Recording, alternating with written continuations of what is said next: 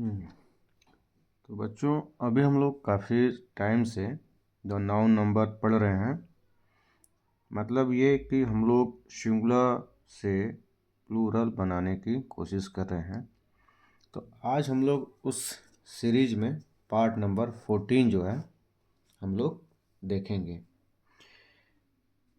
मोटा मोटा ये समझिए कि कुछ नाउन्स ऐसे होते हैं जिनके वॉल्स बोले तो वॉवेल, VOVEL, वॉवेल।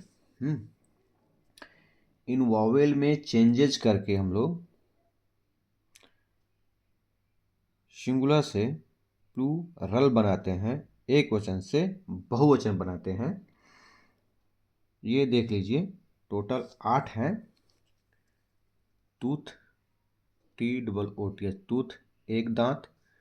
TEETH तिथ, बहुतेरे दांत। गूज, GOOSE गूज, घीज एक जानवर होता है। Man, MAN man, man, MEN man, ठीक है। लाउज, लाइस, LOUSE लाउज, LICE lies. Foot, feet. Woman, WOMAN women, वो मैन, ठीक है। WOMEN, ठीक। डोरमाउस, डोरमाइस। माउस, MOUSE माउस, एक चूहा। MICE माउस, बहुत से चूहे, ठीक। प्रैक्टिस किया कीजिए बच्चों। और वोकाबुलरी जो है, शब्दकोश को स्ट्रांग कीजिए। बाकी धीरे धीरे धीरे धीरे सब कुछ आएगा, हड़बड़ाना नहीं है, ठीक है। और ये क्लास उन बच्चों के लिए है जो दूर दराज के इलाकों में है, जिनके पास नेट की सुविधा है या मोबाइल है या क्लब में मोबाइल है, सीखना चाहते हैं, पढ़ना चाहते हैं, कोई जानकारी लेना चाहते हैं, वो कर सकते हैं। मैं आप लोगों को इसके बाद एक स्टोरी बताऊंगा कि कैसे सीमित संसाधनों में हमारे पास जो संसाधन है उसमें सफल कैसे बनते हैं और सफल कौन लोग होते हैं, ठीक है। इसके पहले हम लोग देखेंगे ट्रांसलेशन। तो बच्चों हम लोगों ने अभी जो है ट्रांसलेशन में सिंपल ट्रांसलेशन सीखा, नेगेटिव सेंटेंस देखा, फर्स्ट इंट्रोगेटिव देखा, फर्स्ट इंट्रोगेटिव नेगेटिव सेंटेंस देखा, सेकेंड इंट्रोगेटिव सेंटेंस देखा, सेकेंड इंट्रोगेटिव नेगेटिव सेंटेंस देखा। बेसिकली मैंने इतने दिनों में आप लोगों को सेंटेंस के काइंड्स या वाक्य के प्रकार ये बताने की मैंने कोशिश किया है। अभी हम लोग बिल्कुल इनिशियल स्टेज से, एकदम शुरुआती दौर से छोटे छोटे चीज़ों का रिवीजन करेंगे। कौन सी चीज़ कहाँ पे यूज होती है, कैसे यूज होती है, ठीक है। अब हम लोग सीखेंगे use of it, use of is. Is का प्रयोग कहाँ कहाँ होता है। इज मतलब बोले तो है, ठीक है। इसको समझाऊंगा मैं। इसका उपयोग वर्तमान काल में है के लिए किया जाता है। और इसका सब्जेक्ट कौन होता है? सब्जेक्ट यानी कि कर्ता जो काम करेगा। Singular noun, singular noun, NOUN। Singular noun के साथ इज का उपयोग होगा। सिंगुलर नाउन में क्या, नाम हो, स्थान हो, जो भी कुछ नाउन होगा सिंगुलर, उसके साथ किया जाएगा। इसके अलावा इट, दिस, दैट, ठीक है। नेम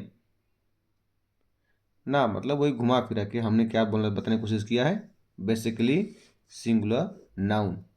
ठीक, तो उसमें एक चीज मैं बताया था कि is, are, am, was, were, has, have, this, will, shall, इन सब का प्रयोग काल के हिसाब से होता है, मतलब टेंसेस के हिसाब से होता है। तो अभी हम लोग फिलहाल सिंपल सेंटेंस देख रहे हैं, क्या करने के लिए, कैसे कंस्ट्रक्शन होता है हिंदी से इंग्लिश में। यह गाय है, दिस इज अ काऊ। ठीक है, अब यह कुत्ता है, इट इज अ डॉग।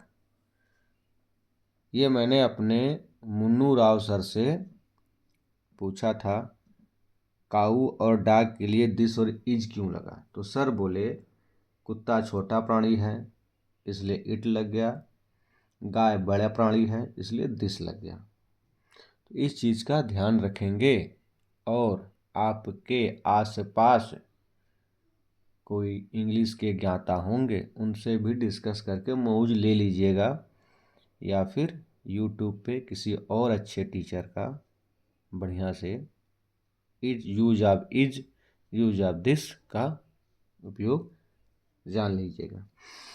अब बच्चों देखिए, ये पेन जो है 4 रुपए का आता है और अच्छा चलता है, 75 रुपये में 20 पेन आती है, और सस्ती भी हो सकती है ये। तो मेरे कहने का मतलब ये बच्चों कि कभी भी आपके ओढ़ने से, पहनने से, आपके देखने में, आप दिखते कैसे, उससे आपका जजमेंट या उससे आपकी परिभाषा नहीं दी जा सकती। आपको आता क्या है उससे आपको अपनी पहचान बनानी है। ठीक है, अब हम लोग आते हैं कहानी की तरफ। सन 2002 या 2003 की बात है।